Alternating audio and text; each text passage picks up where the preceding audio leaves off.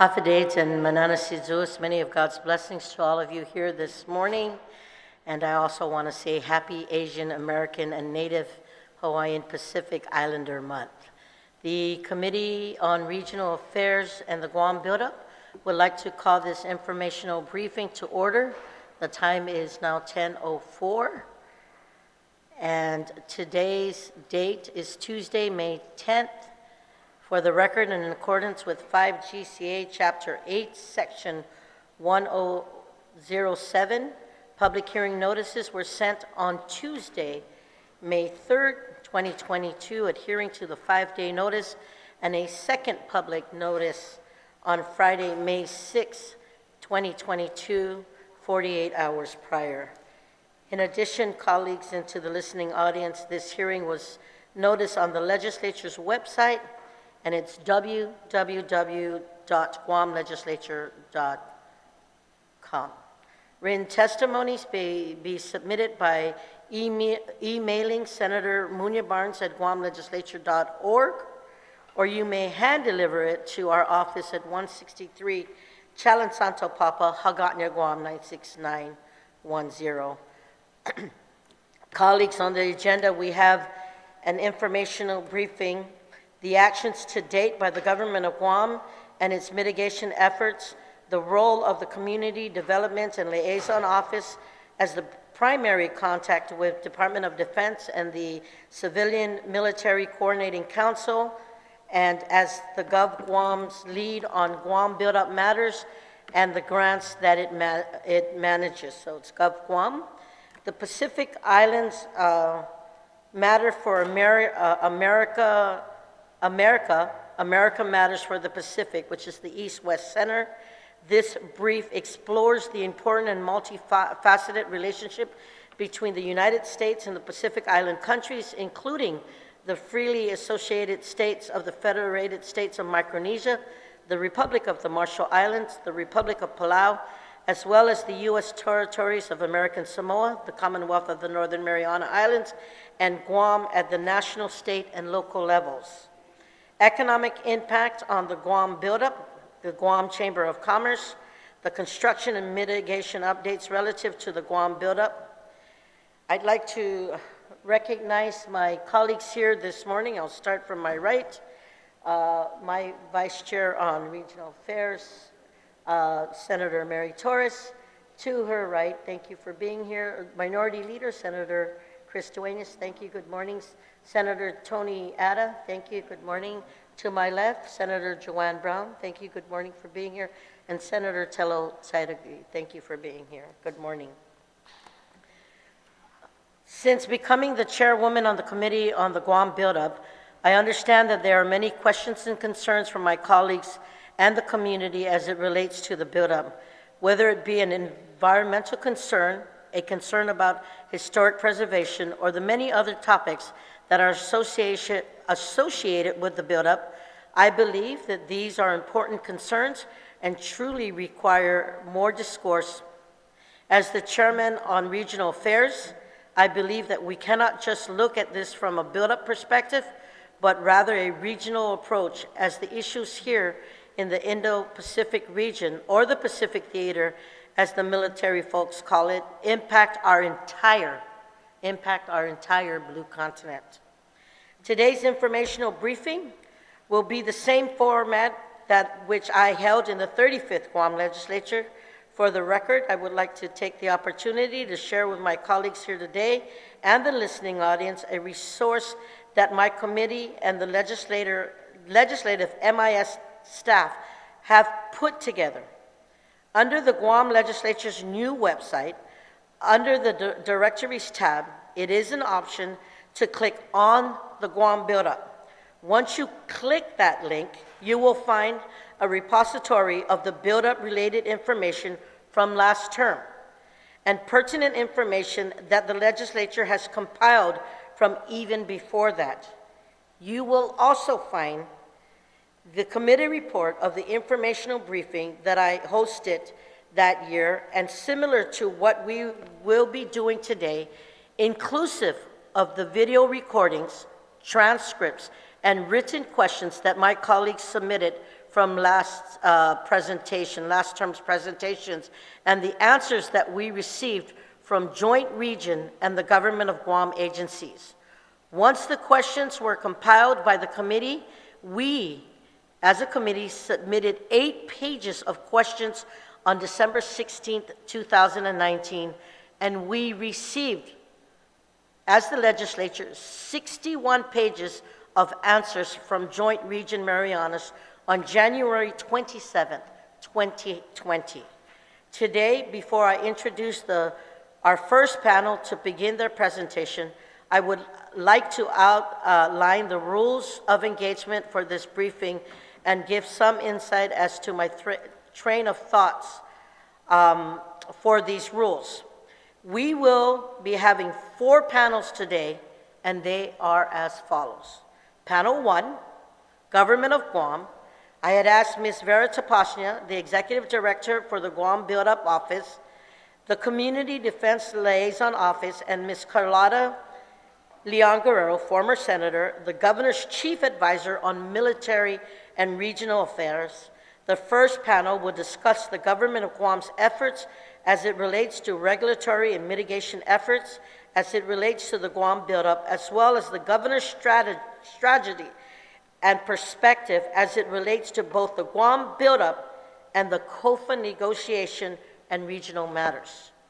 Panel 2, the East-West Center. President Susie Varis Lum.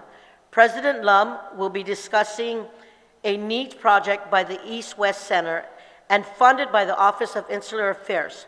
They recently launched a publication titled The Pacific Island Matters for America, America Matters for the Pacific Islands.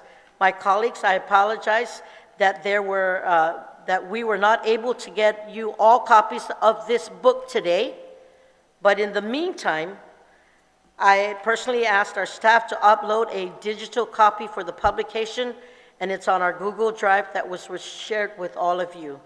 I also want to point out that prior to serving in her current role, President Varis Lum is a retired Major General with 34 years of service and has advised numerous officials within the Indo-Pacific Command.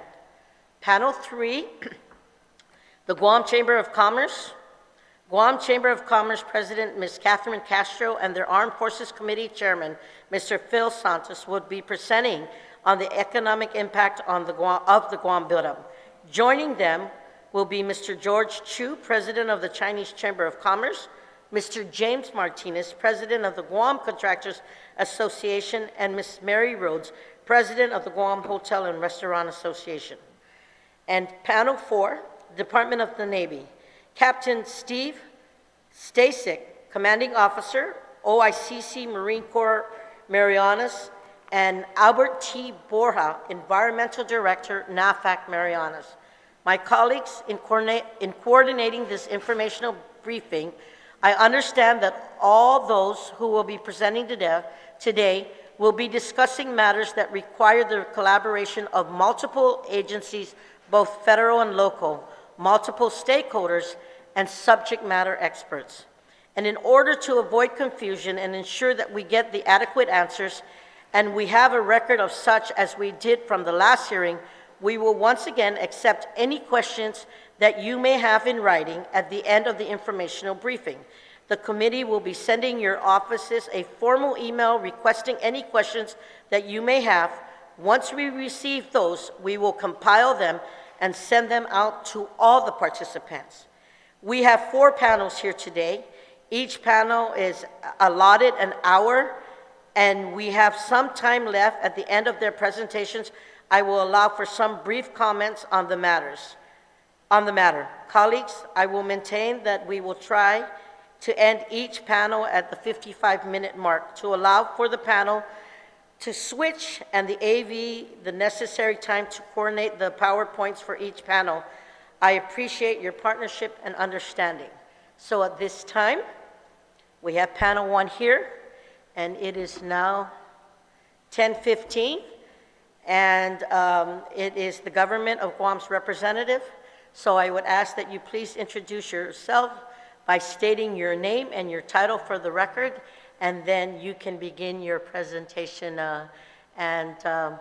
I will yield to you, Senator Carlotta, to see how you folks want to start this presentation as a former senator. Carlotta Leon Guerrero, it's an honor to be here anytime I'm here. Chief Advisor to the Governor on Military and Regional Affairs, and Vera Topasna. Hi, good morning, and thank you for the opportunity. I'm Vera Topasna, Executive Director of the Community Defense Liaison Office. You want to speak closer to the mic, Ms. Vera? Thank you so very much. Okay. If I may, I'll start off with talking about the Compacts of Free Association and how that feeds in, this time that we're in right now, how that feeds into the military buildup and what's going on right now. The governor most recently sent a letter to the Secretary of State, Blinken, with the 5 items that she would like to see included in the compact renegotiations. They're only renegotiating the financial components of the compacts, and that's up in 2023. So the governor is asking for a for-real funding source, a dedicated funding source. Right now, we'll submit a bill for $148 million and get back $13 million. So she wants a for-real funding source.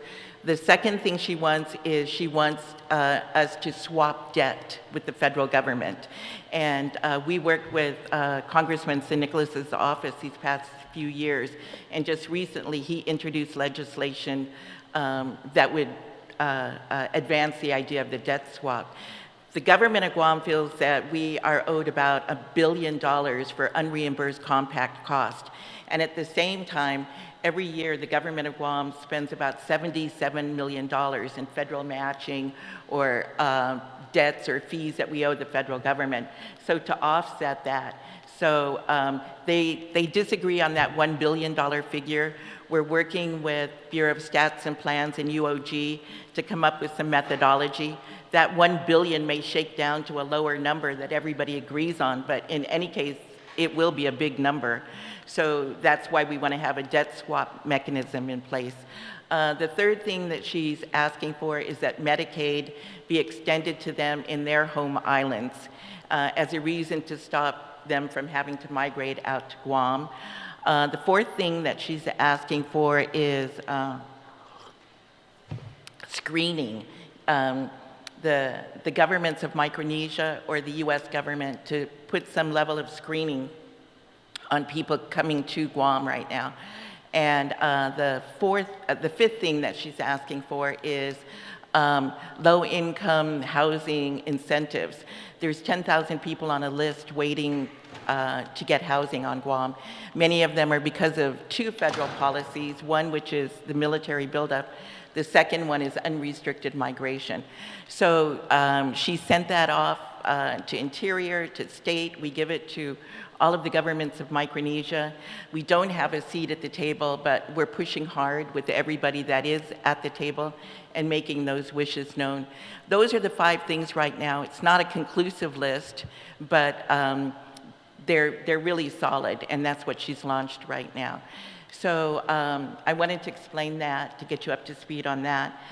The next thing that I would say of the nexus of me being the governor's chief advisor on military and regional affairs is that also for 27 years, I've operated a humanitarian organization that has delivered all over the Pacific.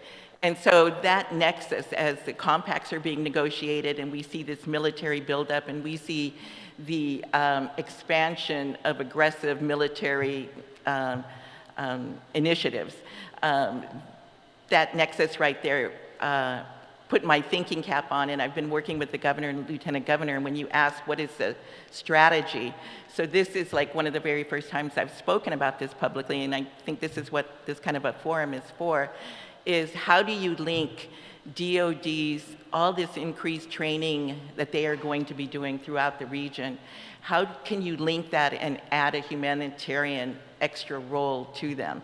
And so that's what we've been thinking. I've been participating in Indo-Pacific Indo-PACOM webinars and conferences, East-West, and I see DOD, they'll put out these conferences on how can we help make the Pacific a safer and secure place for women. It's in response to a UN resolution. So I participate in so many things where I see DOD trying to figure out how to come back and be a better neighbor in the Pacific. I see the State Department trying to come back to all these Pacific Island Forum, Pacific Island Council of Leaders, Micronesian Island Forum. They're all trying to come back and recognize the importance of being out here in the Pacific and the role that they have.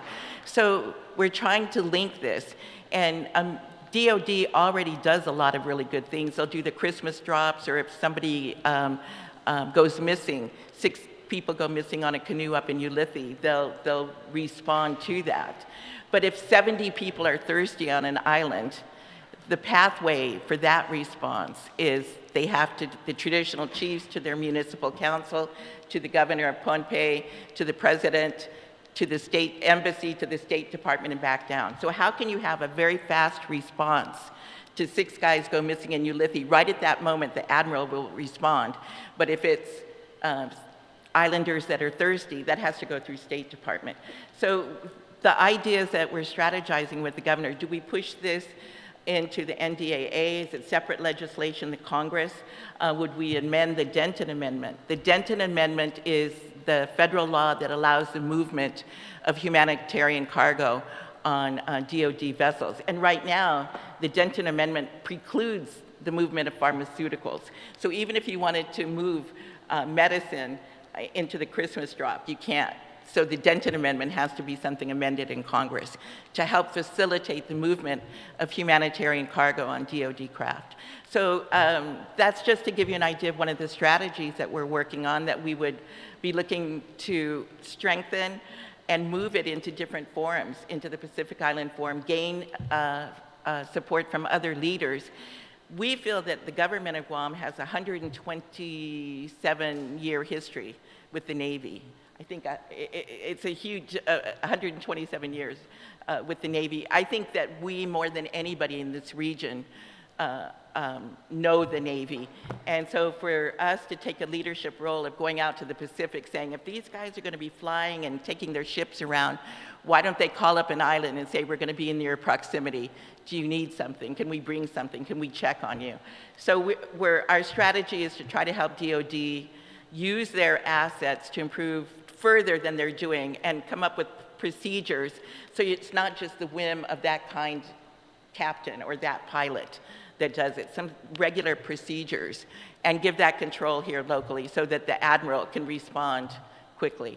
So I guess I'll stop there, kind of give you an update on how I mix the military with the regional affairs and the governor's 5 points that she's pushing for compact. Senator, Ms. Vera. Ms. Vera, before I do that, I apologize. I'd like to introduce a couple of other colleagues that have joined us this morning. To my left, Senator Sabina Perez-Sijusmasi for coming here this morning, and also Senator Jib Moylan, who's here with us this morning. Thank you so very much, Senator. Ms. Vera. Thank you once again, Vice Speaker and senators that are present here today, and other members of our esteemed panel of guests that may be watching from outside and in the community. Again, thank you for this opportunity to provide updates to the military buildup. Much has evolved since the last roundtable in 2019. As you may be aware, our office, formerly known as the Guam Buildup Office, for 15 years, focused primarily on the marine realignment efforts to Guam. In 2019, in consultation with the governor and lieutenant governor, our office name was changed from the Guam Buildup Office to the Community Defense Liaison Office. While the name change may be insignificant to some, what is significant and certainly very timely is the intent and direction of our chief executives to expand to a whole-of-government approach with an increase in developing community engagement strategies to address all DoD actions and policies affecting Guam. This direction is to ensure that Guam's equities are well represented at all levels of Department of Defense and involve environmental compliance, cultural and historic preservation, public health, public safety, homeland security, economic development, veterans affairs, and housing, just to name a few. Much of this requires close tracking, review, and understanding of notable Department of Defense strategy documents, congressional authorizations, and appropriations, specifically in the Indo-Pacific region. While the island faced the impacts of COVID-19, we continued to work with the Department of Defense, locally and abroad. Much of this work is centered on numerous mitigation efforts, opportunities, as well as policies that involve Guam. The continuous planning efforts and pivotal actions by the Department of Defense to deter threats in the Indo-Pacific region and the defense of Guam is probably the most consequential action that our office and others are tracking today. And as such, we do anticipate numerous and increased mitigation efforts and other opportunities that will give way to closer collaboration. As part of the Pacific Deterrence Initiative and Marine Realignment, our government agencies continue to mitigate the construction of Marine Corps Base Camp laws as we approach the peak construction years, while continuing to address the everyday issues and opportunities that exist with the current military presence on the island. To date, the Office of the Governor, through the CDLO, short for Community Defense Liaison Office, is managing over $40 million in grant funding from the Office of Local Defense Community Cooperation with the construction of the Guam Cultural Repository, nearing 100% construction completion and in the final inspection phase. Funded also is the Guam Biosafety Laboratory, which will begin the A&E phase in the next month. The Compatible Land Use Plan, the Port Authority Master Plan, grants management training and certification courses, just to name a few of our grant initiatives. Our office will continue to track annual military investments into the island and any action passed in the National Defense Authorization Act that may have direct or indirect implications for Guam. Today, my colleagues have provided their presentations on mitigation efforts as well as collaborative efforts with the Department of Defense. And while they are not here, I do have the slides, and so Vice Speaker, if you would like me to present that, I can. Otherwise, I could submit it as a document for the panel. Please submit it. Okay. Does that end your presentation? And I think, are we going to start?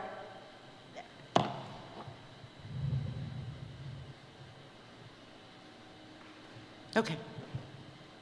And of course, just an overview of what I just stated in terms of our responsibility at the CDLO office. We remain the central clearinghouse as much as possible for the Marine realignment and all defense matters. We ensure strategic alliances to ensure Guam's equities are represented. We oversee grants mitigation, community engagement efforts, and federal policy outreach to numerous DoD organizations. Next slide. And this is quite small, but this was just released by the Office of Local Defense Community Cooperation, our grantor, that depicts 2020 stats for Guam. And as you can see, Guam was noted as the highest in defense spending across the U.S. And territories. Next slide. And so we are tracking continuously on usaspending.gov, beginning October, fiscal year October 2020, or 2021, I'm sorry, that should have said 2021, to date. there is already $2.08 billion in defense spending on Guam. And that includes construction, services, and supplies that the DoD may need in several different areas. In the next slide. And so I do have the Guam Environmental Protection Agency slide. I believe Walter may still be off island, so next slide, please. Okay, and their current activities, permitting processing, inspections, enforcement and compliance, federal and local mandates, and their statute updates. And I believe Walter is working with his oversight chair on that. Next slide. And the GIPA does anticipate that they'll need additional resources for planning and review and inspections, enforcement action on non-compliance with permits and statutes, and an estimated influx of 30% of regulatory and compliance duties. Next slide. The Water, Air, Land Territorial Electronic Reporting System, conveniently known as WALTERS. I wouldn't say that's for Walter Leonguero, but it's quite fitting. It is operational, allowing for multiple program permit reviews. They do have a memorandum of understanding with Department of Defense to provide technical assistance in permits, in the permits program, to serve as a direct liaison between GIPA and their contractors. And that allows them to complete more applications, provide more supporting documentation, and compliance procedures remain in place. We have the Guam Historic Preservation Office with a quick update, next slide, and that is continuing to enforce local regulatory program oversight and programmatic review, programmatic agreement review oversight in collaboration with DoD. Their staffing status, they do have 9 vacancies as a result of attrition and retirement.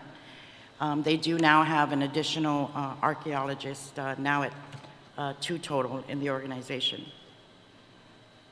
Bureau of Stats and Plans update, most notably working with DoD in the Guam Coastal Management Program. And they continue to do program review and adoption process with the Department of Commerce, National Oceanic and Atmospheric Administration, or NOAA, which they currently have a cooperative agreement with the Office of the Governor to carry out the following goals. And that is also cited in the Local 5 GCA Chapter 1, to create the responsible and balanced use of Guam coastal resources through improving management and policy systems, optimizing planning, creating awareness, and improving the administration and enforcement of natural resource related to laws and regulations. Their objectives from the 1979 GCMP Programmatic Environmental Impact Statement: effective administration of natural resource-related laws, programs, and policies, increased public awareness of values and responsibilities associated with coastal resource development and protection, and then the implementation of a management program that encourages prudent development on the island. Currently, the BSP Coastal Management Program has 1 planner, 3 assigned as a point of contact for federal consistency. From 21 to 22, a total of 10 DoD projects for Coastal Zone Management Act and federal consistency reviews were completed. One of the federal consistency reviews completed had reviewed 12 construction projects alone.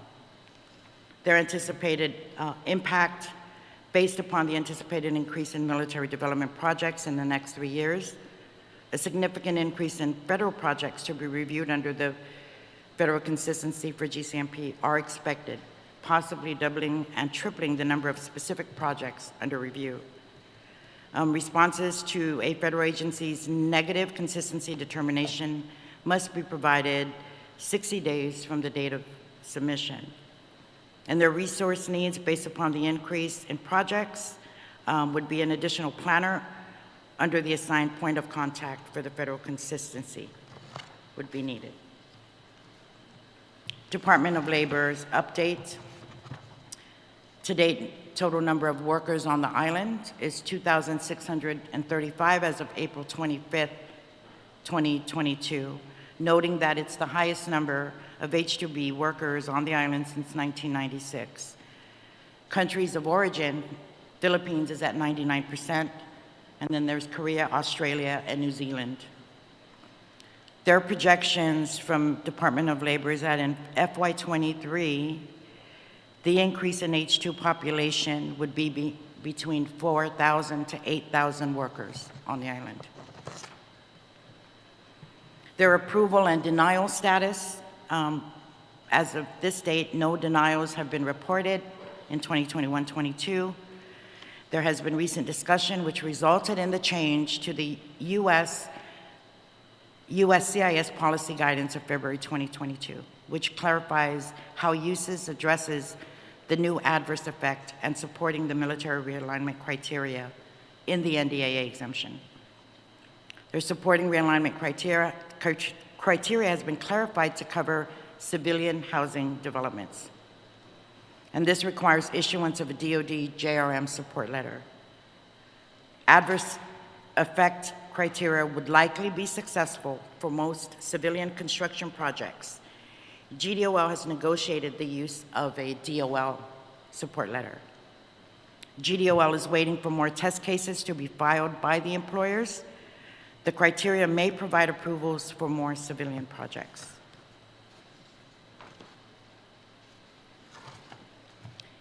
Issues and concerns that face Department of Labor with regard to H-2B is the worker housing capacity, which has become a choke point to further growth. Capacity is limited for existing facilities. New facilities need to be in place. Use of apartment units have negative impact to rental markets for locals. The need for creative government incentives to facilitate new worker housing, review or revise statute or regulations to remove existing impediments to new workforce housing development. New developments since 2019, Philippines is now on the H-2B approved countries list. A path for civilian projects has been cleared, again supporting an adverse effect issued by USCIS. Processing breakpoint due to staffing has been mitigated. The Manpower Development Fund increase since 2019 allows the Alien Labor Processing and Certification Division and the Wage and Hour Division to hire more support staff. Continued support for the legislature in the Manpower Development Fund 2023 budget appropriations and continued exemption in the budget allowing the hiring of limited term appointment labor law enforcement specialists and customer services representatives is necessary. It would benefit the administration of the program if employment development workers could also be added to the LTA prohibition exemption in the 2023 GovGuam budget. And the bottom is just some of the positions and the job titles being utilized to administer much of the H-2B program, which is seeing, again, the unprecedented volume of work due to the buildup. Next slide. And the Port Authority of Guam update, they depict military buildup effect on cargo. Currently, the military accounts for 30% of all cargo that comes in through the port. During the peak of the buildup, additional equipment, supplies, and construction materials are expected to nearly double the port's military cargo volumes. Next slide, please. Military buildup effect on port operations. The buildup is expected to impact the port in 3 ways. DoD contractors will import substantial volumes of materials and supplies, thus affecting the amount of containerized break bulk and liquid bulk cargo. Additional DoD personnel and dependents will increase the flow of household goods, personal vehicles, and goods sold at the commissaries and local businesses, primarily impacting containerized cargo, with some impacts to break bulk and liquid bulk. The realignment will require additional workers from off island, both during and after construction, furthering these impacts. And in the chart, you'll see the increases in containerized cargo, bulk, break bulk, and change in liquid bulk. And next slide, just real quick, because the port has a central role in providing critical support for our military readiness in the context of the Indo-Pacific strategy. The PAG must secure the resources to build capacity and resiliency at the Port of Guam by rehabilitating or replacing its aging facilities and equipment. So there's a pressing need for 3 projects, immediate, near, and long-term. The immediate term, $45 million for the acquisition of 3 STS grant cranes. In the near term, $231 million for critical replacement of marine structures, piers, and wharves. And then long-term would be $145 million for facilities, buildings, and infrastructure replacement repairs. And below is more emphasis on the 3 pressing needs.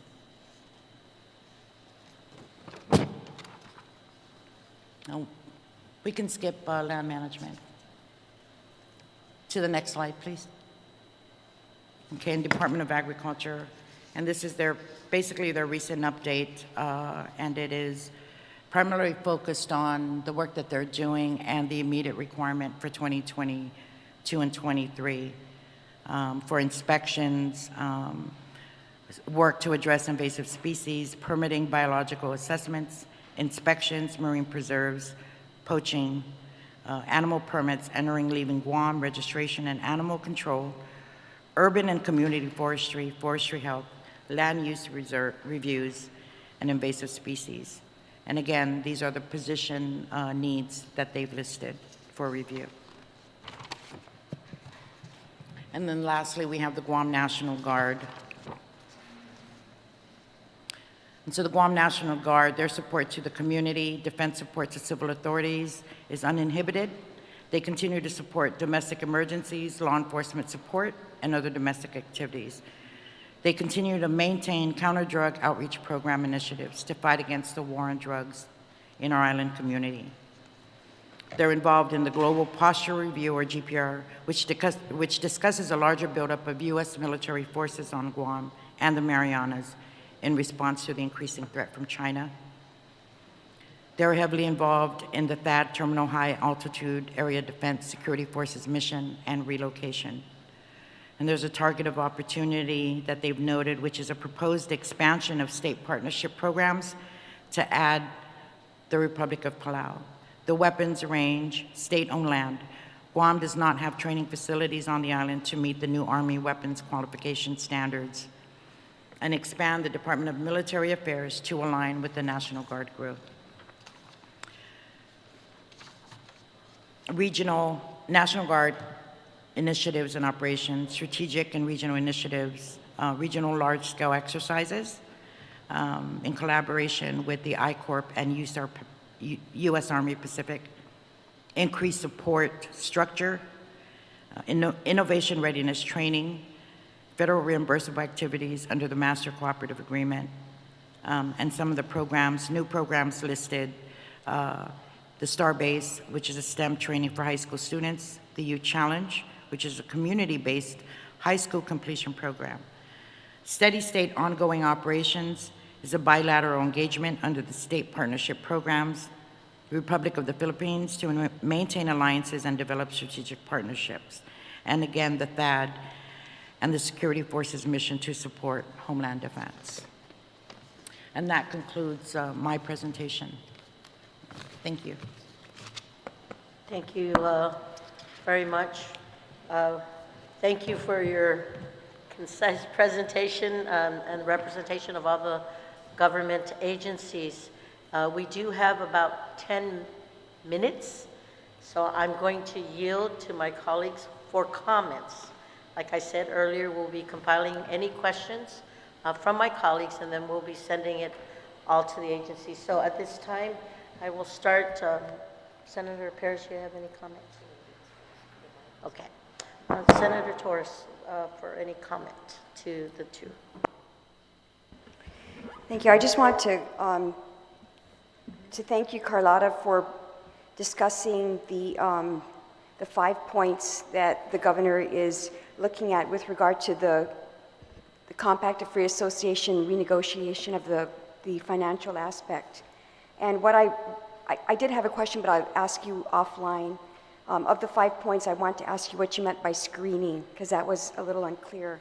And then, Vera, I'm very glad that in your presentation at around slide 19, you mentioned that there is now a path for civilian projects have been cleared with regard to H-2B visas, because I think that that's one of the angst of many of the community members, that there's a preference for inside the fence, and those of us outside the fence are suffering tremendously with housing and construction costs as a result of the H-2B shortage. So I look forward to reading your points with greater detail with your presentations, but thank you for at least bringing those points forward amongst others.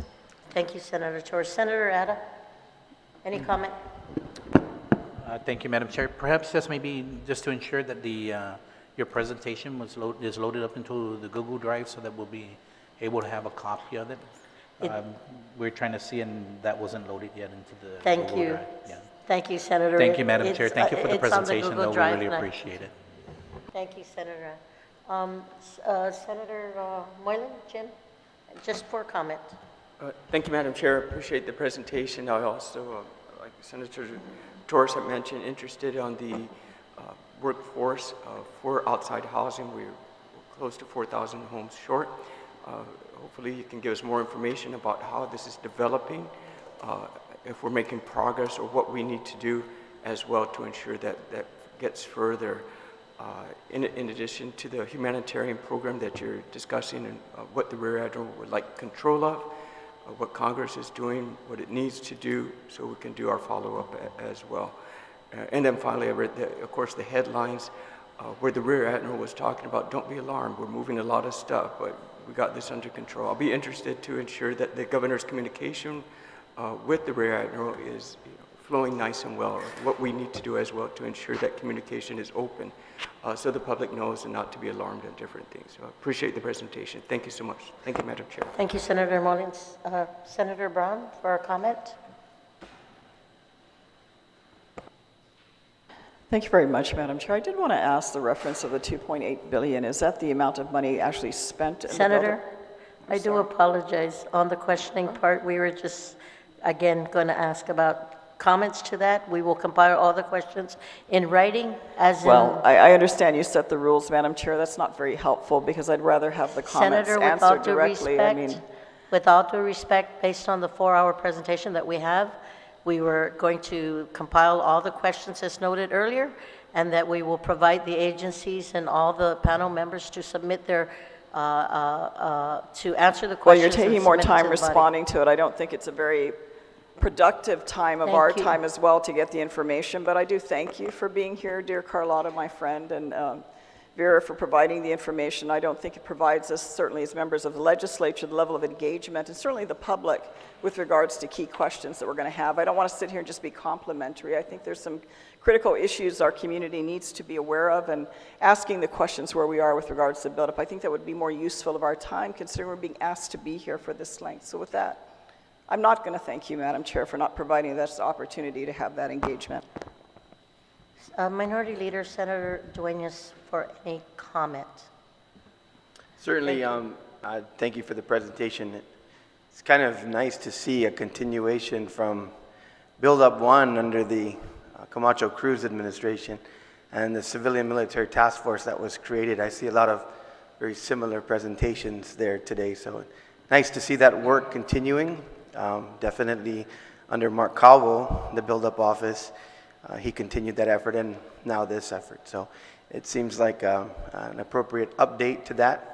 I do hope as well that we end up with another setting where we can engage more of a question and answer. But certainly appreciate this continuation of effort. Now I think going on 8 years or so, maybe 10 years. Kind of interesting that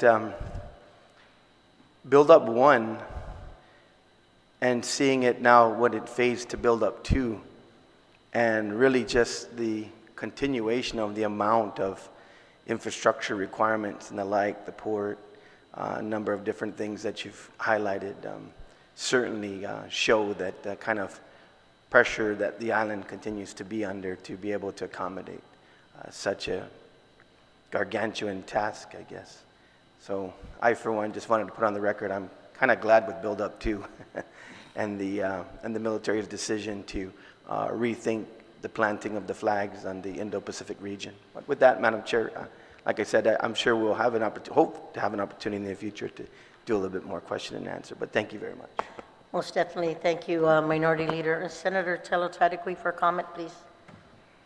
Well, thank you, Madam Speaker. I didn't realize this was going to be, Madam Chair, and I didn't realize this was going to be so controlled and not allow us the opportunity to ask any questions. Senator So Tello, please, for comment to the panel. I'm speaking, Madam Chair. Please. I am speaking. You know, I'm not saying I'm asking any questions at this point, Senator which is Tadekwi, ridiculous. please commit to a But comment according to to, the panel. and this has no reflection on you, Carlotta. I really appreciate all that you brought, and I look forward to reviewing again, Vera, the presentation, thoroughly. There's tons of questions we have, and I'm sure the listening audience as well. Like, for instance, some of the concerns on the One Guam initiative. They didn't talk about what is the situation there, the net negative, where we're going in that perspective. That has not been discussed earlier, and I was hoping you'd shed some light on that.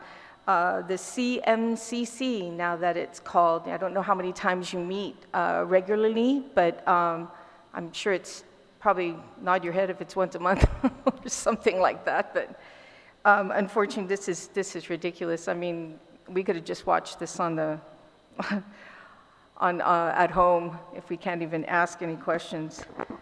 The information that you provided us, like I said, lacked some other areas, but we can't bring that up here, so apologize for that. And it looks like we might even have our own public hearing so that the audience or those participating can actually ask questions. So again, I appreciate all your hard work. I know that you do much of that, even on your off time too, because this is a huge endeavor with the military buildup. And again, apologize for this situation here, but thank you for being here. Senator Sabina Perez for a comment, please. Thank you, Madam Chair. Yes, and I too just got the presentation just now, so I hadn't had a chance to really look at it, but I think there needs to be a deep dive in regards to the information that's been provided in regards to specifics, because I think, a lot of things have been glossed over in the presentation. I would like to get more specifics, and I'll definitely be providing that to the chair. But I think there's a lot of concern from our community about what's happening. I mean, of course, there's been a lot of issues with the deconstruction, and now we're seeing the materialization, it coming to fruition, the whole military buildup, and it's just, I think there's just going to be more visibility of the impacts, even greater, and I really would like to see more, perhaps from the liaison, the office, to address these concerns. I think from what I'm looking at, from what I'm hearing, it's more the facilitation of the buildup, and I think the concerns of the community still needs to be addressed. And what can this office do to address these concerns, especially now with the activity increasing? I'll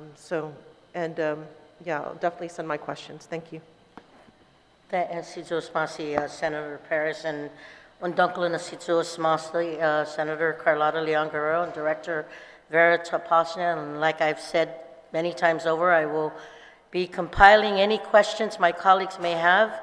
And we hope that you both can provide the answers back to us in a timely manner. And I will note for the record right now that it's 10:55 a.m. and this informational hearing will be recessed for a few minutes so that we can call on our next panel, panel 2, to come. So, Sizus Masi, Sainamasi for your presentation this morning.